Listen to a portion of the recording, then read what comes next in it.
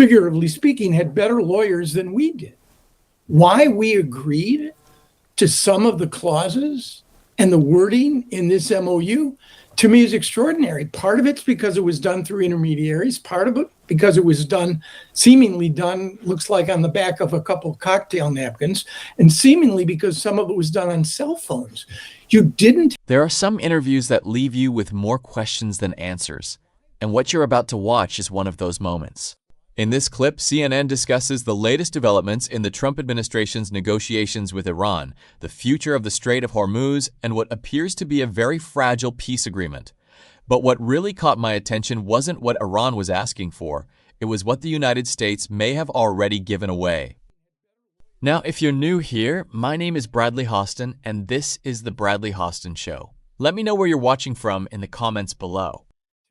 I need you guys to stick with me until the end of this one because after we watch the clip, I want to talk about why some experts are sounding the alarm over this agreement, why the administration is facing growing criticism, and whether America may have given up far more leverage than people realize. Let's watch the clip, and then I'll give you my thoughts afterward. Secretary of State Marco Rubio is in the Middle East for a week of meetings about the fragile U.S. Iran peace talks and the fate of the Strait of Hormuz. He's the first cabinet official to visit the region since the signing of the memorandum of understanding. He's set to meet with 3 U.S. allies heavily targeted by Iran during the height of the war, the UAE, Kuwait, and Bahrain.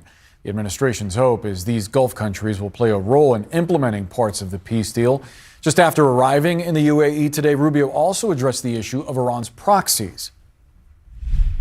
A careful reading of the MOU will see that when you talk about, for example, a complete and end of hostilities in the entire region, well, that's not possible. You can't have the end of hostilities and conflicts in the region as long as Iranian proxies are launching missiles and drones from Iraq and are participating in terrorism like Hamas did and like Hezbollah did.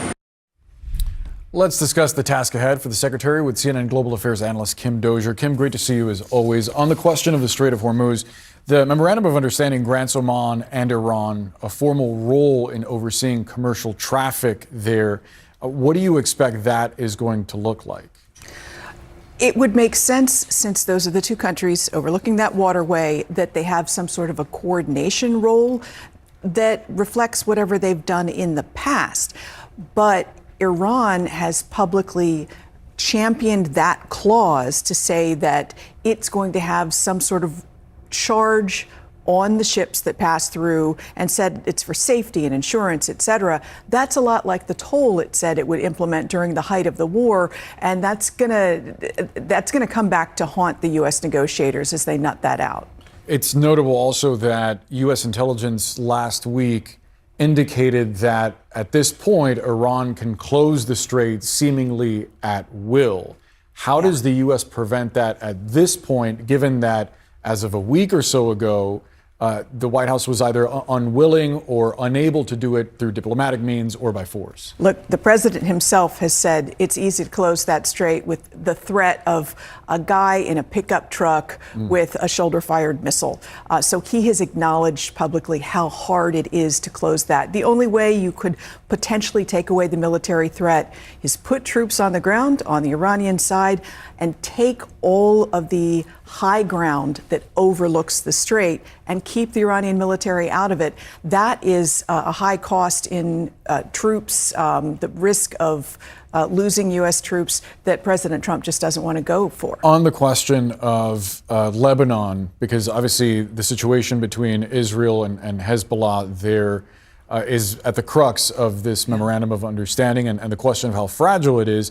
Netanyahu today called for Israel to break free from the dependency of U.S. arms. How do you read that? It sounds like he is not going to regard the MOU moving forward. It sounds like things are not well between the Trump administration and the Netanyahu government.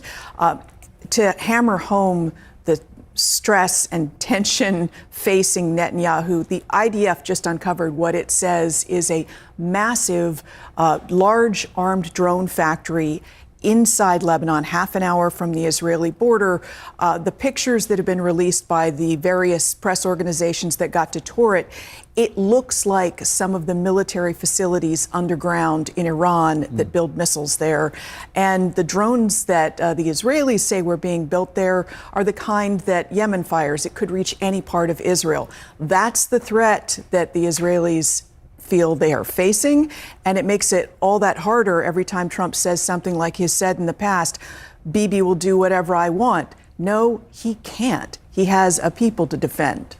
Kim Dozier, thanks so much for the analysis. Appreciate it as always. Thanks. Let's bring in Aaron David Miller. He's a former Middle East negotiator for the U.S. State Department. He's also a senior fellow at the Carnegie Endowment for International Peace. He joins us live now. So, Aaron, just walk us through what the path forward looks like, just in terms of all of these sides maintaining some semblance of peace and a ceasefire actually holding, especially when you think about the fact that, as Jeremy Diamond was just pointing out there, Lebanon remains a tripwire that could plunge all three sides into war just like that. You also have the fact that Iran is saying that it does deserve to have full control over the Strait of Hormuz. You've got the fact that Iran is saying that actually nuclear weapons inspectors won't be allowed to assess damaged sites. And on top of that, that they should spend their unfrozen assets how they see fit, regardless of what the U.S. dictates.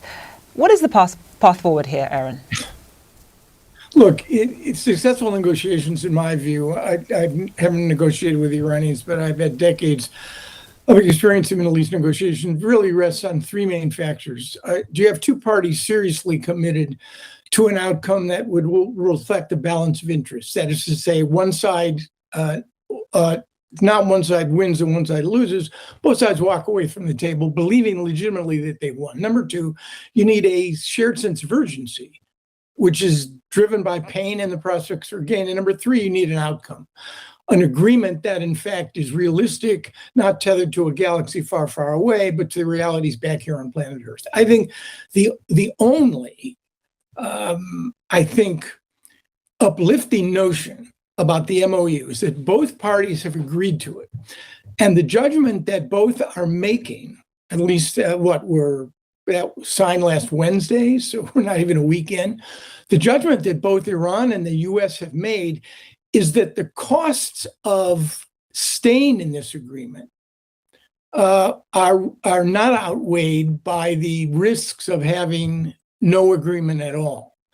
And I think if, in fact, Washington and Tehran believe that they have gotten about as much as they can from one another through economic leverage, meaning the blockade, kinetic activity, meaning 13,000 strikes by the U.S. military, combined with Israeli strikes against Iran and Iranian strikes against the Gulf states, then what you have bought, frankly, is a process, which has always been given a bad name. But a process is only a way to describe a problem that you cannot resolve today. And I think that's what you have. Whether or not this process is going to lead to anything that normal humans would regard as a durable agreement, we have to stop using the term deal. We're not talking about a deal. It's not a real estate deal. It's an incredibly complicated process of negotiation that will require weeks, if not months. The involvement of the International Agency for Atomic Energy, verification, monitoring, and incredibly technical discussions, which cannot be done in 60 days. Is there enough traction on lifting the blockade, easing traffic through the states? The last 3 days, you've seen more ships transferred through those straits than at any time since the war began, and the freezing of, or at least the unsanctioning of some Iranian oil, and the freezing of additional assets. Are these, and a quote-unquote ceasefire in Lebanon, are these enough to keep the process on the rails for now?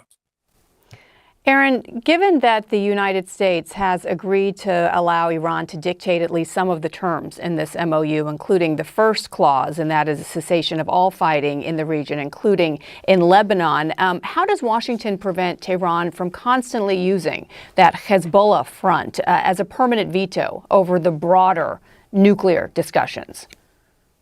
I mean, beyond that's part of the problem. And the reality, inconvenient reality, when a flawed military campaign, which has failed to accomplish most of its wartime objectives, ended up evolving into a flawed memorandum of understanding. I think the Iranians, frankly, and it's really quite stunning. I've been around negotiations for a long time. The Iranians, figuratively speaking, had better lawyers than we did.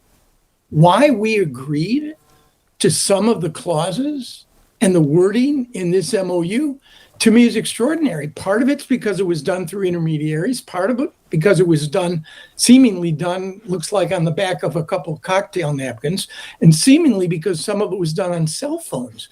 You didn't have at the table on the American side the kinds of expertise and lawyers, smart lawyers who understand negotiations, who understood that if you put Lebanon as Article 1, like the Article 1 of our Constitution, which is Congress's role in balance of powers, you're making a major statement. And you mention Lebanon 3 times before you even move on to Article 2.